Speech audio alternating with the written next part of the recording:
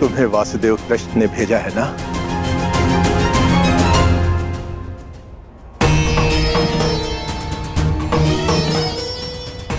नहीं भद्र, यदि मैं मुक्त हो गया हूं तो अवश्य ही तुम्हें कृष्ण ने भेजा है, और जो तुम्हें कृष्ण ने नहीं भेजा अर्थात मैं मुक्त नहीं हुआ। अपना परिचय दीजिए भद्र। मैं विश्वकर्मा हूं, देवताओं का प्रधान वास्तुकार। जरासंध ने मुझे भी यहां बंदी बनाकर रखा था। कल रात्रि श्री कृष्ण ने मुझे सपने में दर्शन दिए। उन्होंने कहा कि वो मुझे स्वयं मुक्त कराने आएंगे, किंतु आश्चर्य वो नहीं आए।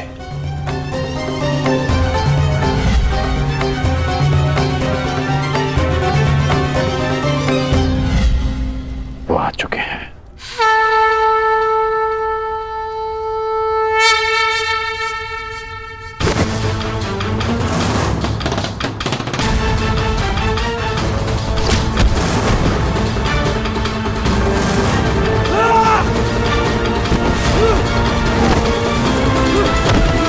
सबके सब मल थक गए। यहां कोई भी नहीं जो जरासंध से मल युद्ध कर सके।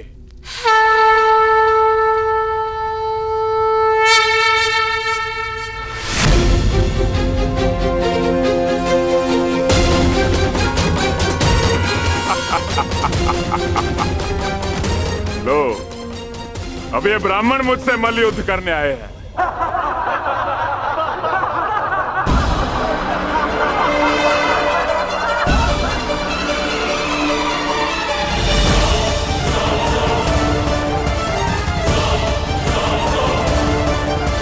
हम तो पूजा स्थल के लिए निकले थे मगध नरेश, परंतु भूलवश हम यहाँ आ गए। अच्छा हुआ भूलवश इस घेरे में नहीं चले आए, अन्यथा मुझसे मल्ल युद्ध करना होता। अब अपनी भूल सुधारो और यहाँ से चले जाओ। यह स्थल केवल और केवल योद्धाओं के लिए, निर्बल ब्राह्मणों के लिए नहीं। जी राजन, जैसी आपकी इच्छा।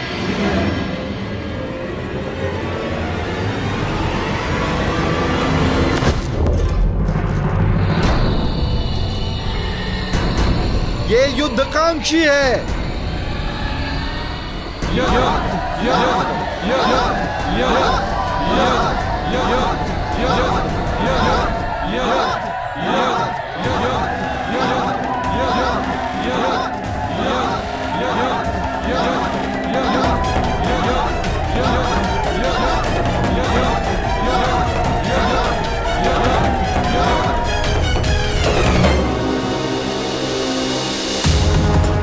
लगता है आपने सुना नहीं ब्राह्मण देव। अब कृपया इस घेरे से बाहर चले जाइए, अन्यथा मुझे एक ब्राह्मण हत्या का पाप लगेगा।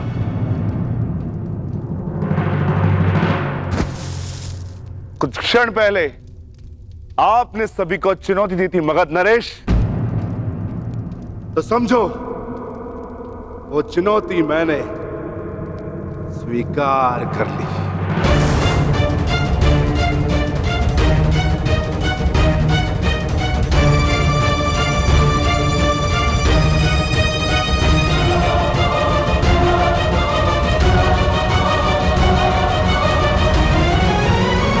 अद्भुत आत्मविश्वास है आप में ब्राह्मण देव, किंतु आज आपके साथ साथ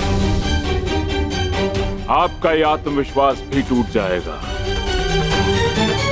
वैसे मल्ल युद्ध के नियम तो जानते हो ना ब्राह्मण देव? हाँ, जब तक एक योद्धा पराजय स्वीकार ना कर ले, युद्ध होता रहेगा।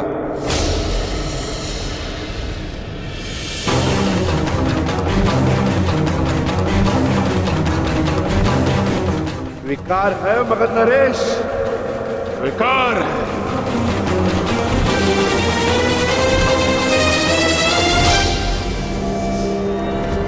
नहीं जनार्दन,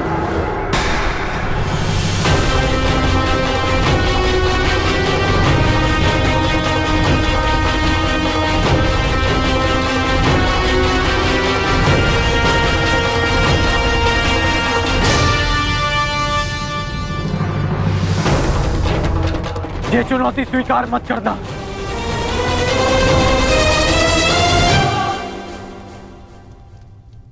क्योंकि ये ब्राह्मण नहीं है।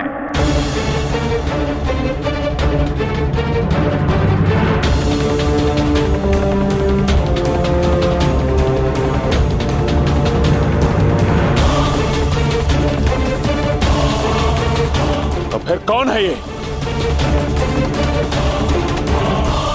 एक योद्धा को युद्ध से पूर्व अपने प्रतिद्वंदी का सत्य परिचय मिले, यही युद्ध नियम है।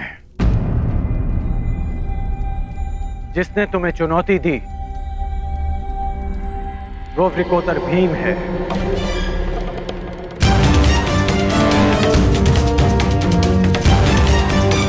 ये धनुर्धारी अर्जुन है।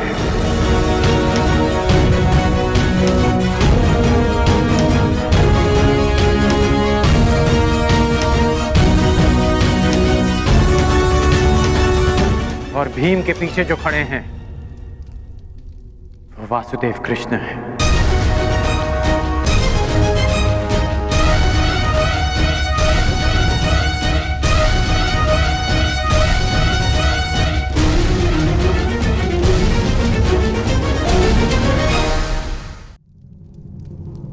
अब सत्य जानने के पश्चात तुम ये चुनौती अस्वीकार कर सकते हो।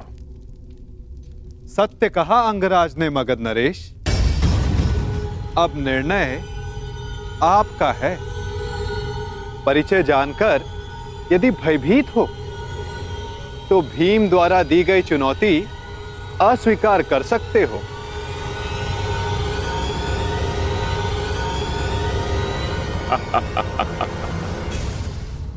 मैं तुम्हारी भांति रणछोड़ नहीं हूं वासुदेव। युद्ध की चुनौती मैं किसी भी परिस्थिति में, किसी भी वेश में कभी टाल नहीं सकता।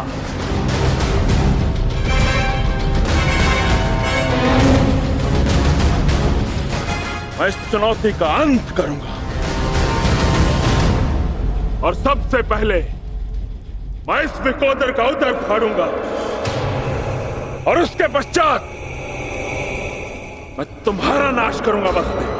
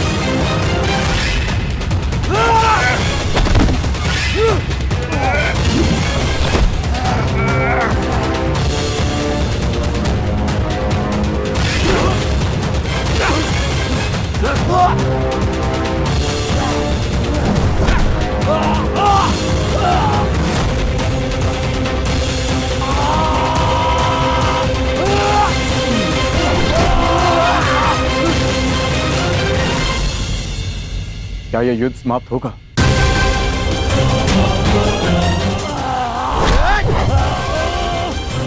जिसका प्रारंभ हुआ है उसका अंत भी निश्चित होता है पार्थ।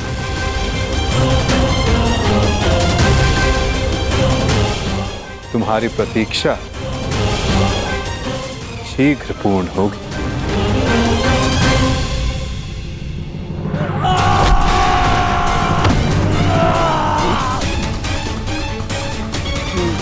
उठो जरासंध, युद्ध करो, उठो।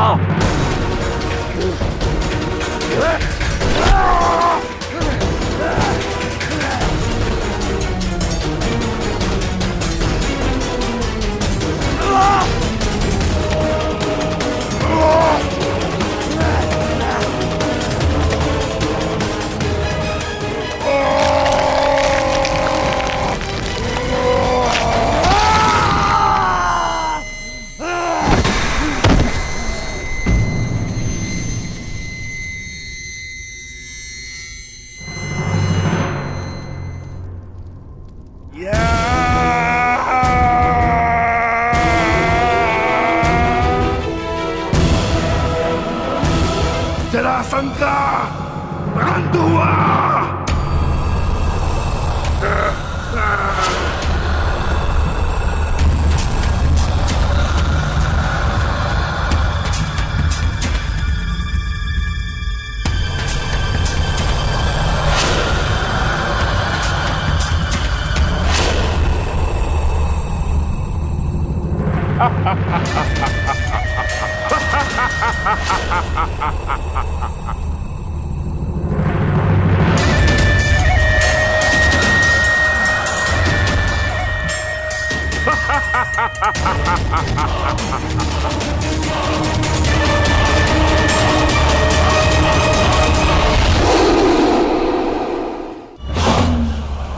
मुझे चुनौती देने से पूर्व मेरे जन्म की कथा तो जान लेते।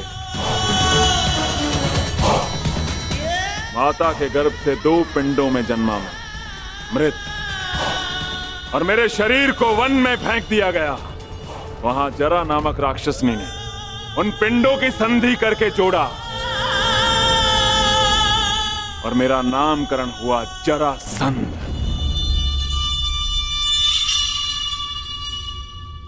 ये संधि नहीं टूट सकती भीम।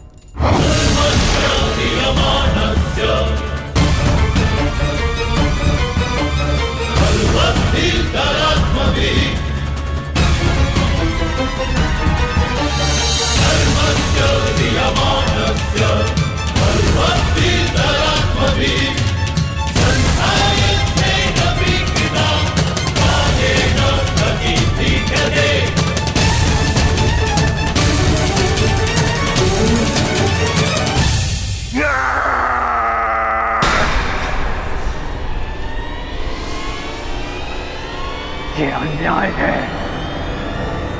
ये छल है।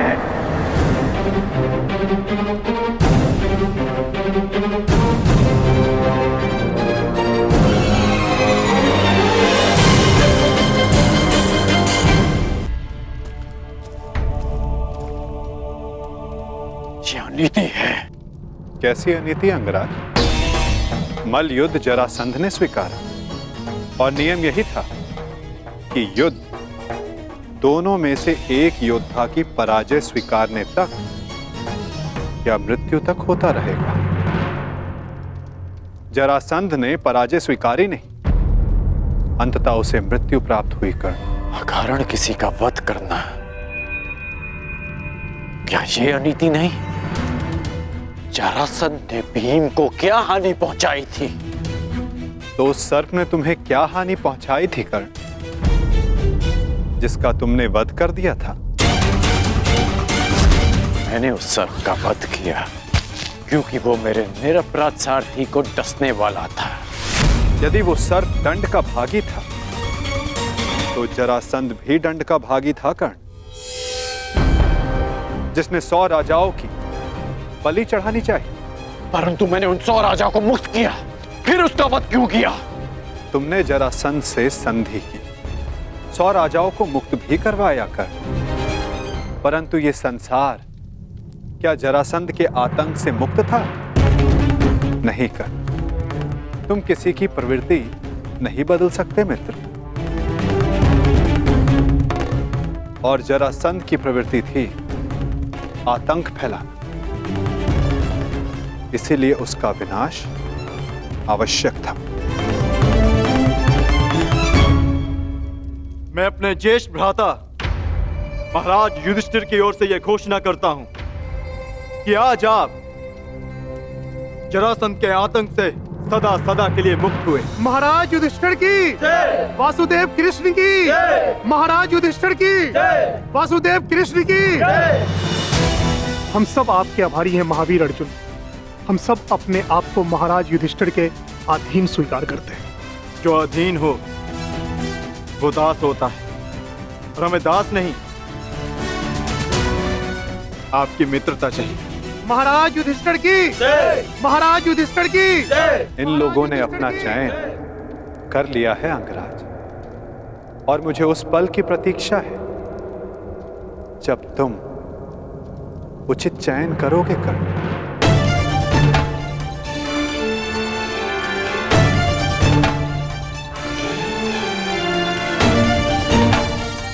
आप ही ने कहा था कि जीवन में कुछ उचित अनुचित नहीं होता।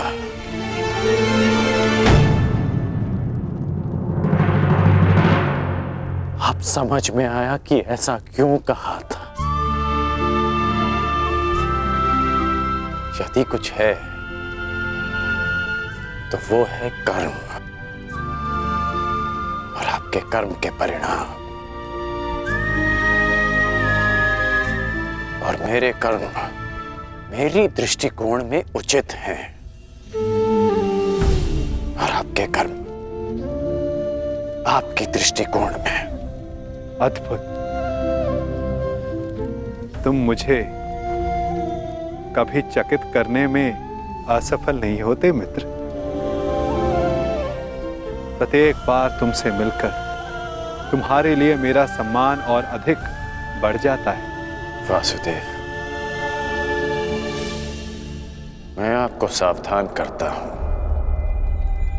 कि जिनकी सहायता और उत्थान के लिए आप ये प्रयास कर रहे हैं, कि जिनके पक्ष में आप मुझे ले जाना चाहते हैं, एक दिन वही आपका सम्मान भंग करेंगे, आपको लज्जित करेंगे।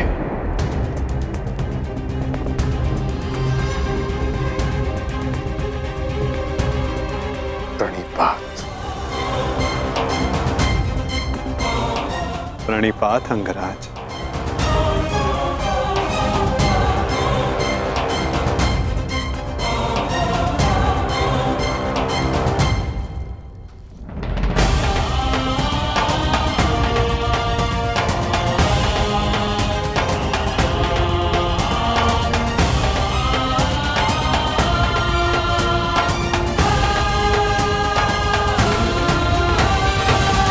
वासुदेव,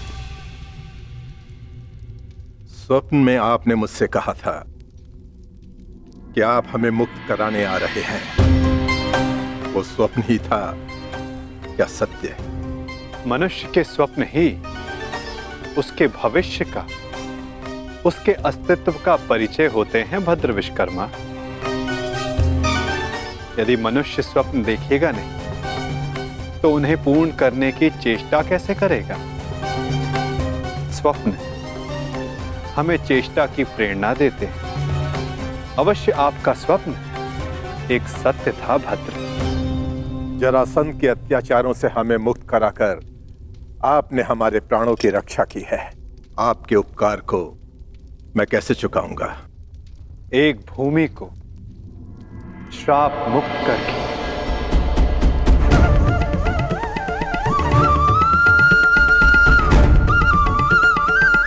मैं? हाँ, क्योंकि जहां श्राप हो वहां पाप को जड़े बैठाने का अवसर मिलता है, और पाप का तारण एक पुण्य आत्मा ही कर सकती है भद्र। यदि आप ये उपकार चुकाना चाहते हैं तो आपको युधिष्ठिर के राज खांडवप्रस्थ के श्राप को हरना होगा, और यदि नहीं तो भी यह आपकी इच्छा पर निर्भर करता है।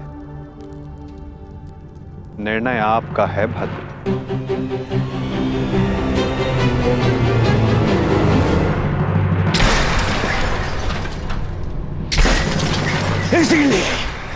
इसीलिए मुझे वो कृष्ण पूरी आंख नहीं सुहाता।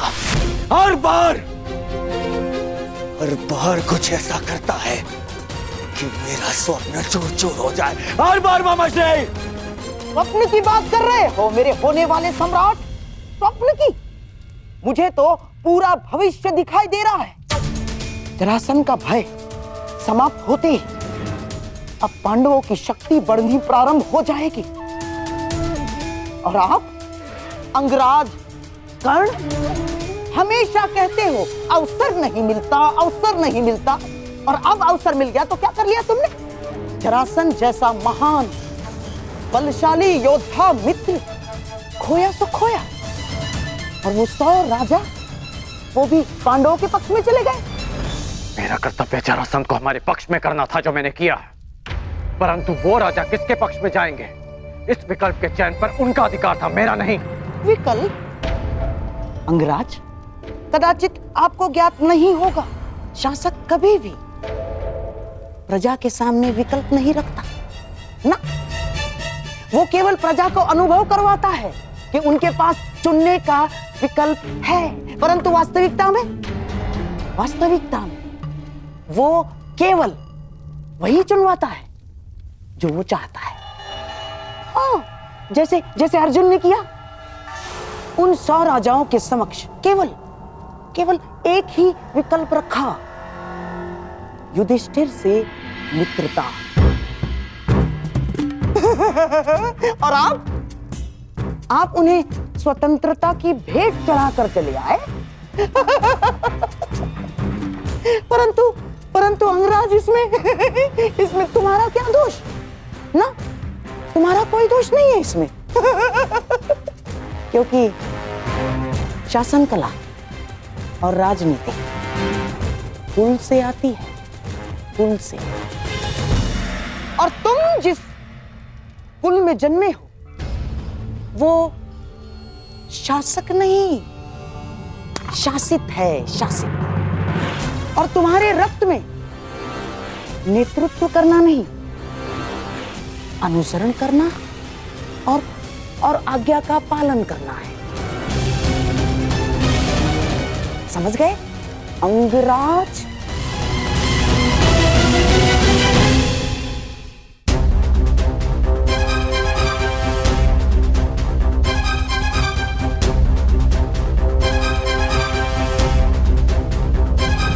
मुझे प्रसन्नता है कि मेरा जन्म उस कुल में हुआ जहां रथ चक्र बनाए जाते हैं, कुचक्र नहीं। जहां आज्ञा का पालन किया जाता है, षड्यंत्र नहीं। मित्र दुर्योधन ने जो मुझसे कहा, मैंने उसका अनुसरण किया। षड्यंत्र नहीं। बस मामाश्री, वहां वो पांडव अपना बल बढ़ा रहे हैं और आप मेरे मित्र का अपमान कर रहे हैं मामाश्री। धन्य हो मेरे होने वाले सम्राट। यहाँ तुम्हारा मित्र तुम्हारा भविष्य पांडवों की झोली में डालकर चला आया और तुम मान और अपमान को लेकर बैठ गए। परंतु अब मैं दर्शक बनकर नहीं बैठूंगा ना। अब इस खेल की कमान मैं संभालूंगा। उस वासुदेव कृष्ण के इस छल का उत्तर मैं भी छल से ही दूंगा। वासुदेव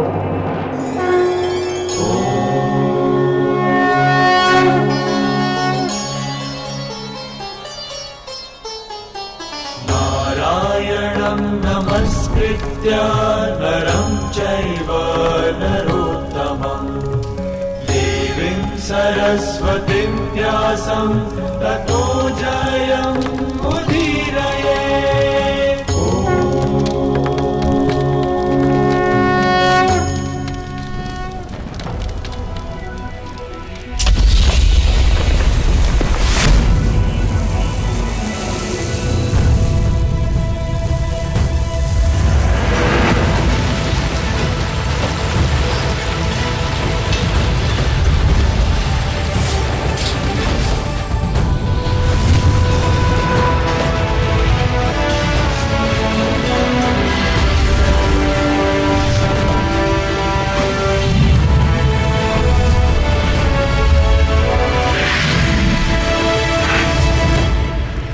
देवराज इंद्र के आशीर्वाद से निर्मित ये भव्य नगर इंद्रप्रस्थ कहलाएगा।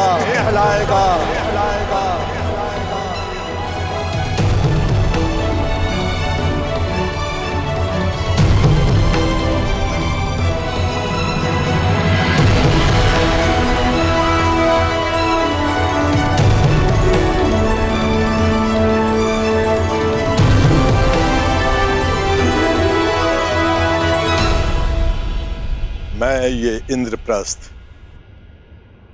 धर्मराज युधिष्ठिर को भेंट करता हूं। मैं आपका आभारी हूं भद्र विश्वकर्मा। मैंने तो केवल अपने मुक्त होने का ऋण चुकाया है। धन्यवाद के पात्र तो वासुदेव कृष्ण है। मेरा आभार स्वीकार कीजिए वासुदेव। मैं युधिष्ठिर से धन्यवाद नहीं स्वीकार करूंगा।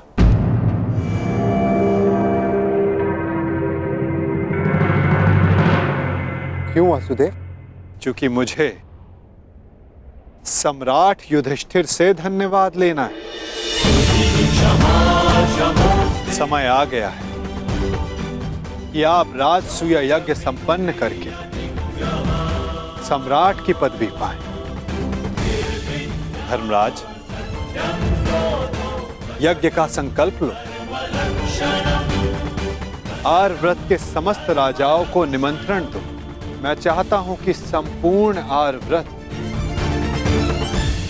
आपका प्रभुत्व स्वीकार करे।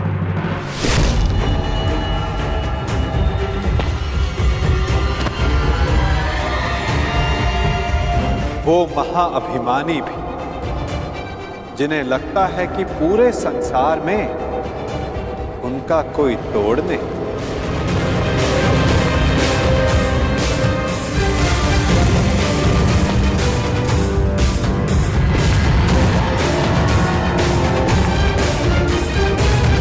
वो जो वरदान के दंभ में सबको श्रापित समझते हैं।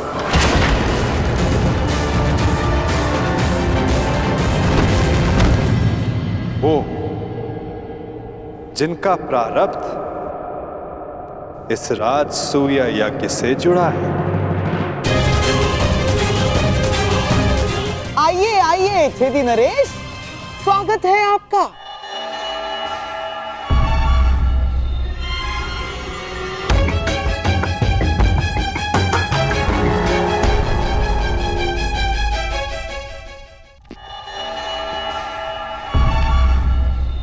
शानदार नरेश, टूटी टांग के लिए चिकित्सक से परामर्श ली या अब भी बतख की तरह ठिला के चलते हैं?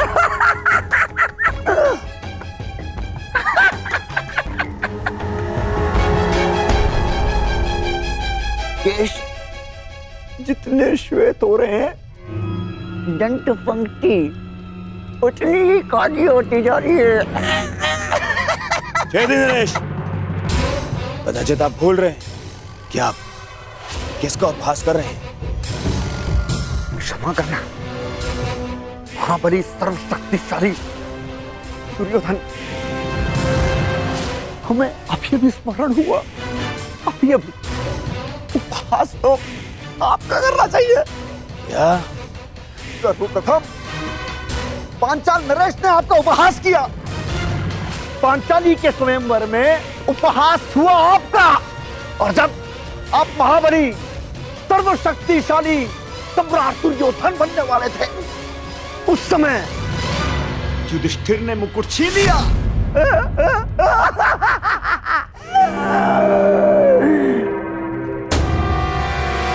और जब तुम युवराज बने, तब तक युधिष्ठिर राजा बन चुका था। राजा! कहावत याद आई, धोबी का श्वान न घर का न घाट का। बस क्षमा करना, मत करना। मैं मूर्ख हूं, दुष्ट हूं, अस्त्र शक्तिशाली है।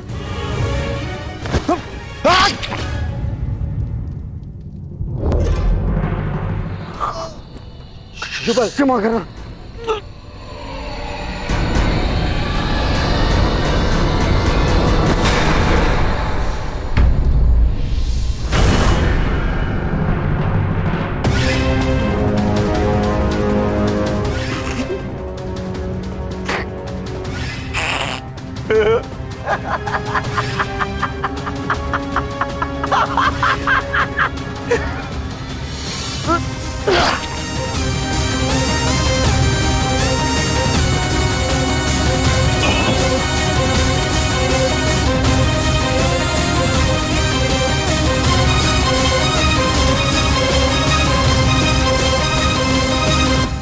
समझ में आया मेरे होने वाले सम्राट? मैंने छेदी नरेश को अकेले में मिलने के लिए क्यों बुलाया? इन्हें वरदान है, वासुदेव कृष्ण के अतिरिक्त इन्हें और कोई नहीं मार सकता। हाँ, और वासुदेव कृष्ण भी इनका वध तभी कर सकते हैं जब ये उनके समक्ष 100 अपराध पूर्ण ना कर लें।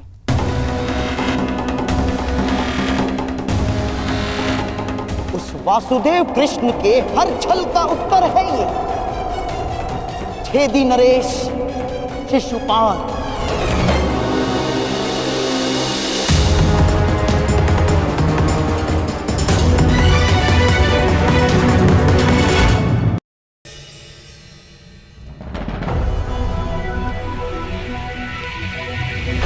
ये माया महल है वासुदेव।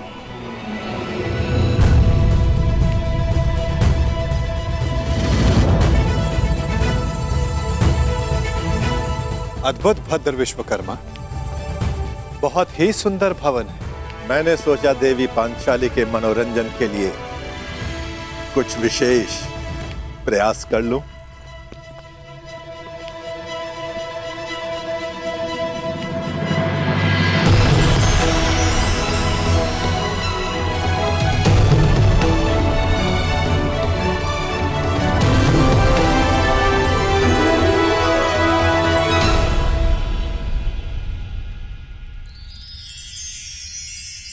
यहां जो जैसा दिखाई दे रहा है वो वैसा कदापि नहीं है।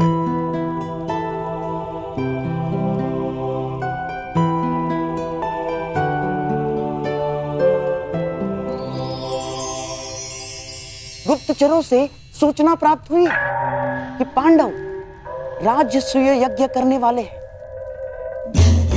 और आप भी वहां जाएंगे।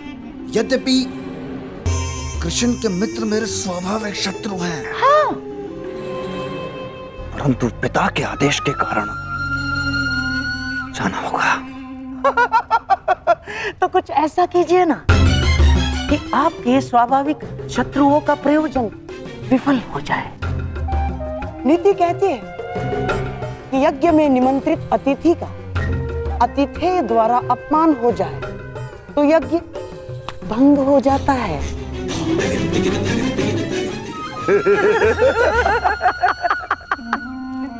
शिशुपाल, ये तो अत्यंत सरल कार्य है। गांधार नरेश, आपने तो वो कार्य बता दिया जिसमें मुझे सर्वाधिक आनंद की अनुभूति होती है। अपमान।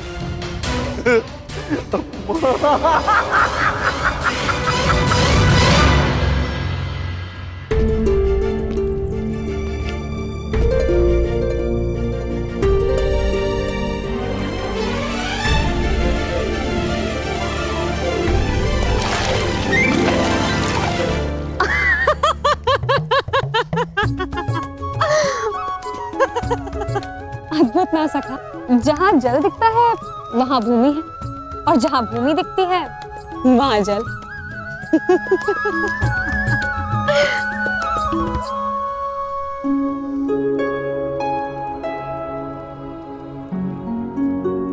सखा, आप मेरे हाथ पर क्रोधित तो नहीं है ना? सखा हूं, क्रोधित कैसे हो सकता हूं?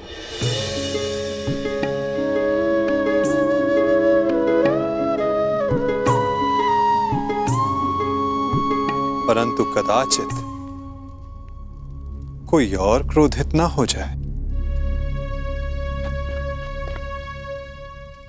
प्रणिपात माता, निमंत्रण भेजे जाने के लिए प्रस्तुत है।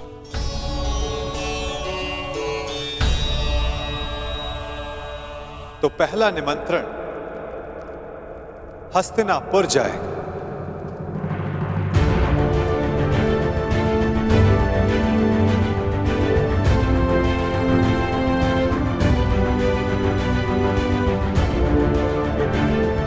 क्या हुआ पार्थ, कुछ व्यथित दिखाई देते हो?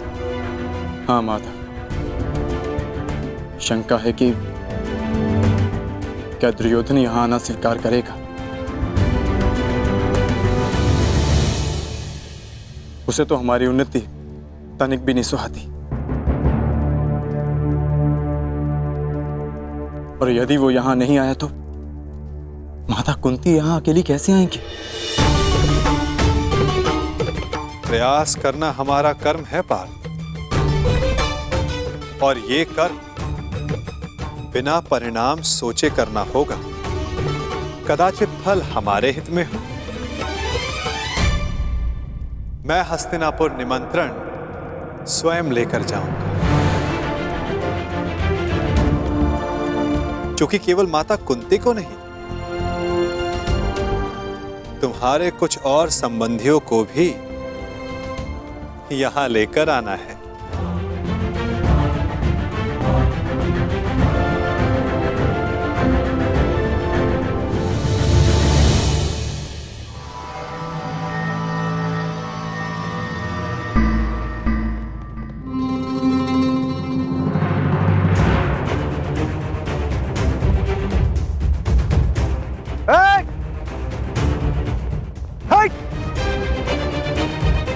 देख नहीं रहे तुम्हारे समक्ष छेदी नरेश शिशुपाल खड़े हैं। तो छेदी नरेश, तुम भी जान लो कि तुम अंगराज कर्ण के सामने खड़े हो। तो तुम हो अंगराज कर्ण।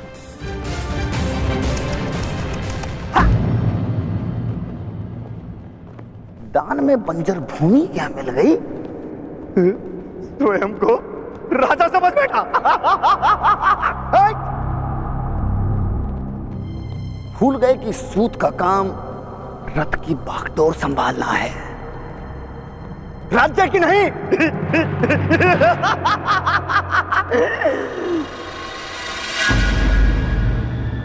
लगता है घर पर वचन देकर आए हो कि जीवित नहीं लौटोगे।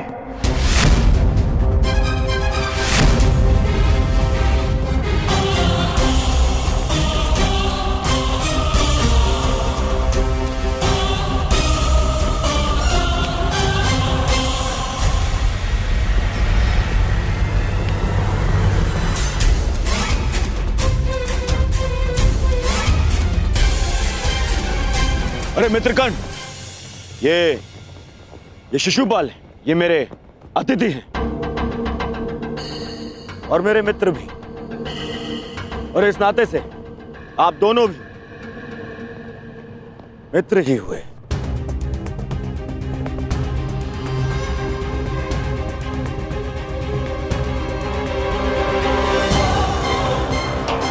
मेरा केवल एक ही मित्र है और वो हो तुम, और तुम्हारे अतिरिक्त किसी को मित्र बनाना होगा तो इस बार चयन में सावधानी बरतूंगा।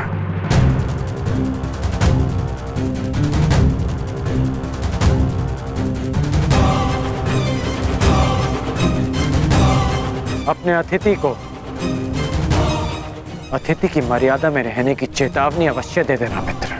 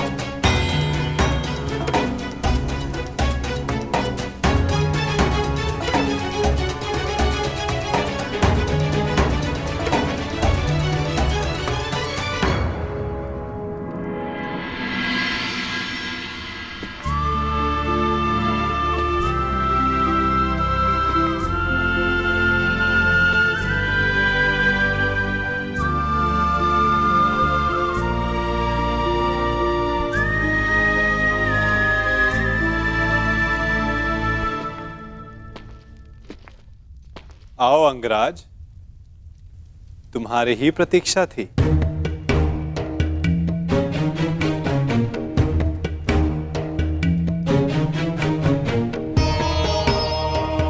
क्षमा कीजिए वासुदेव, मुझे ज्ञात नहीं था कि आप भी यहाँ हैं। कोई समस्या नहीं मित्र,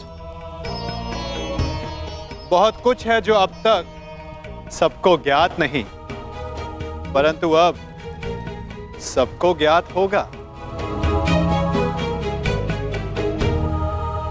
मैं वासुदेव कृष्ण इस सभा में उपस्थित समस्त जनों को अपनी और राजा युधिष्ठिर की ओर से प्रणाम करता हूं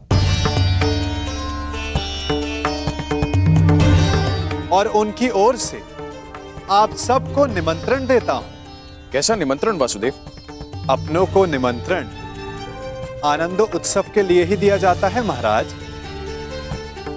आपने हस्तिनापुर का एक भाग खांडव प्रस्थ पांडवों को दिया और उन्होंने अपनी परिश्रम और योग्यता से उसे महान इंद्रप्रस्थ में परिवर्तित कर दिया।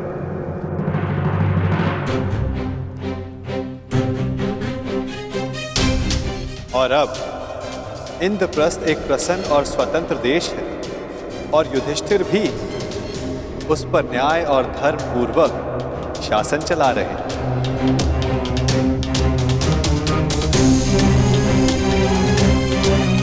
मैं हस्तिनापुर को बधाई देना चाहता हूं कि धर्मराज राजसूया यज्ञ संपन्न करके चक्रवर्ती होने जा रहे हैं और उन्होंने सादर आप सबको इस यज्ञ के आयोजन में निमंत्रित किया है।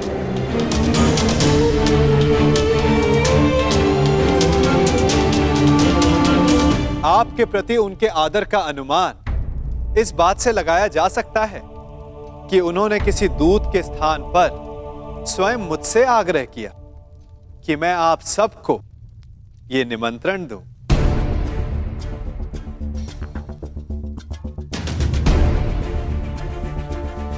वासुदेव, यह जानकर प्रसन्नता हुई कि पांडव पुत्रों ने बंजर भूमि को इंद्रप्रस्थ बना दिया।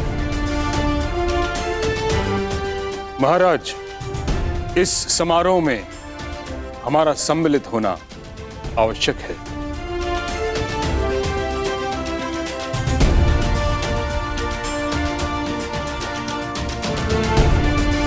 कुरुवंश की संतान चक्रवर्ती सम्राट बने, यह हमारे लिए गर्व की बात है।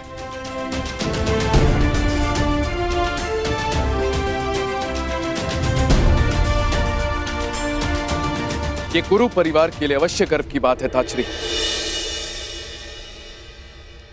परंतु हस्तिनापुर यदि इस यज्ञ में सम्मिलित हुआ तो क्या यह राजनीतिक रूप से उनकी अधीनता मानने के समान नहीं होगा?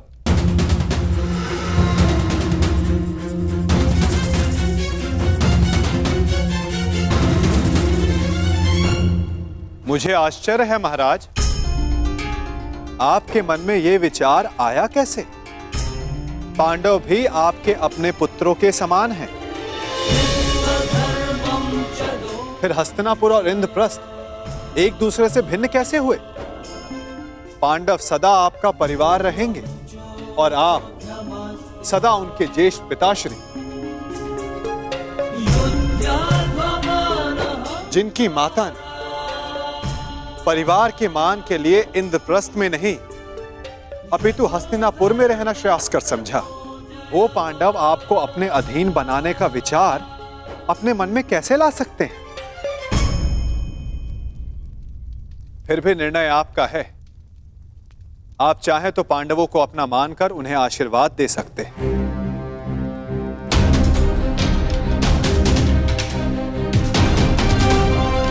या फिर वहां अनुपस्थित होकर यह दर्शा सकते हैं कि हस्तिनापुर पांडवों के वैभव से ईर्ष्या रखने लगा है। तुम्हारा क्या मत है विदुर?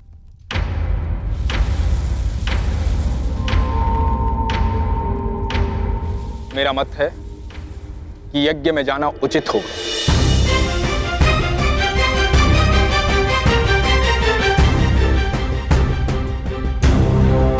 पांडव हमारे शत्रु नहीं हैं, और यदि हस्तिनापुर इस यज्ञ में सम्मिलित नहीं होता है तो चारों तरफ यह संदेश जाएगा कि हस्तिनापुर से पांडवों की उन्नति देखी नहीं गई। और यदि किसी कारणवश राजा किसी आयोजन में सम्मिलित होना अपने पद की गरिमा के अनुकूल नहीं समझते तो युवराज को भेज सकते हैं।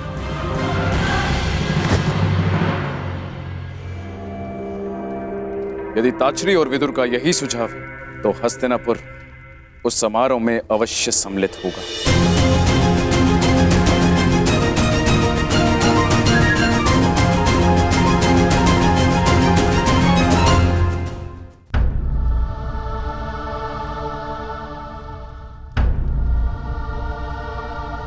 क्या हुआ अंगराज? प्रतीत होता है कि आपको इसमें कोई आपत्ति है। निमंत्रण आपके लिए भी है। नहीं वासुदेव, मैं उस यज्ञ में भाग लेना उचित नहीं समझता।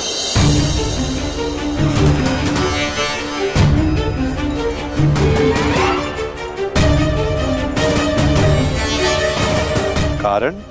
एक नहीं, 3 कारण हैं। पहला, मैं युधिष्ठिर को सम्राट पद के योग्य ही नहीं समझता।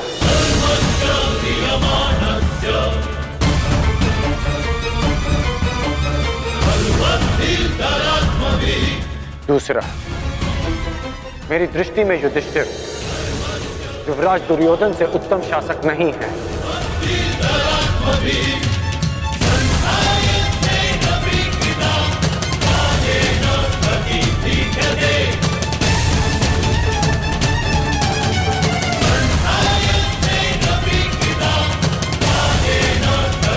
दुर्योधन।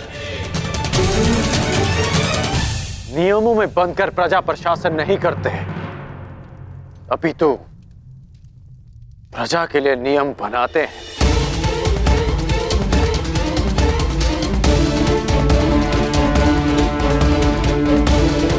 और मुझे पूर्ण विश्वास है कि मेरे मित्र के राज्य में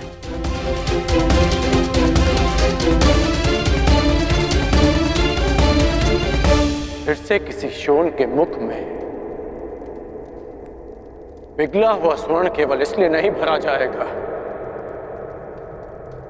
कि उसने एक सूत होकर वेद पाठ करने का साहस किया।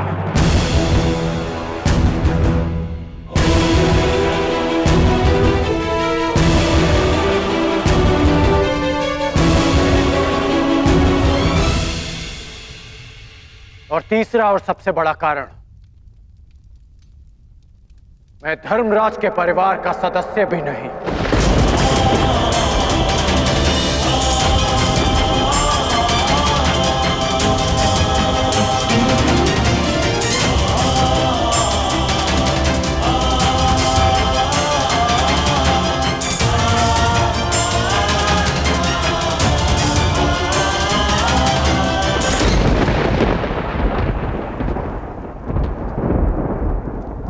और जिसे मैं सम्राट पद के योग्य नहीं समझता,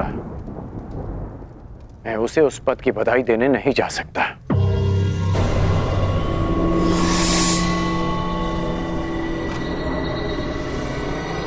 क्षमा कीजिए केशव कि मैं आपके इस निमंत्रण को अस्वीकार कर रहा हूं।